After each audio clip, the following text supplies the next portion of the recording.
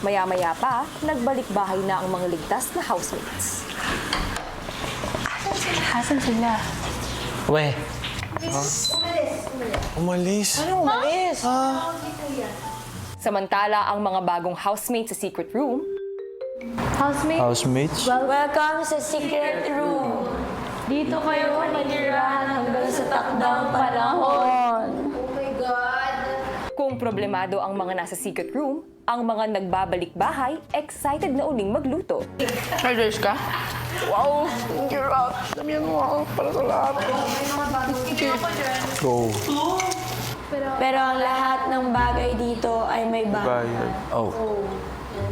That explains the remaining budget. Remaining budget, 1,075. Ate, na ako. Nakukonsensya ako sa kanila. Ang mahal ng pagkain, ang dami nila. Oh my God, papayat na talaga tayo ulit. Sunod-sunod talaga ang Wow, kuya. Maligayang pagdating sa bahay ko, Jane. Thank you. Salamat po, kuya. Kamusta ka? Sobrang hindi ko ma-explain yung nararamdaman ko, kuya. Kasi sobrang kinakabahan ako and clueless. At the same time, excited po ako na masaksihan kung ano po meron dito sa bahay. At anong inaasahan mo, Jane, sa pagbisita mo rito sa bahay ko?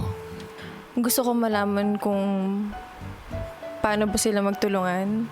I just only have few friends, pero yung mga kaibigan na yun sobrang totoo sa akin. And nakikita ko yun sa bahay na to na they have a lot of potential here.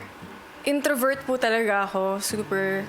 Mas na-appreciate ko po yung mga taong hindi muna ako ginajudge, kuya. Kasi nga, sa pagiging introvert ko, maraming mga misconception po sa akin, like suplada, mataring. Sa bahay, parang ako po talaga yung nanay sa bahay since si Papa, he already passed away. And then si Mama, nasa US na rin. Pero kuya, kasi ako yung bunso sa amin. Malaki bang adjustment na malayo sa nanay mo? Malaki, kuya. Hindi madali. Hindi po talaga madali.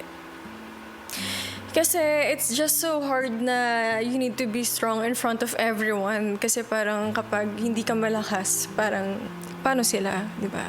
Jane, sana sa pananatili mo rito sa bahay ko, mas mabuksan mo ang sarili mo sa mga housemates ko. Handa ka na bang makilala sila? Handa na, kuya!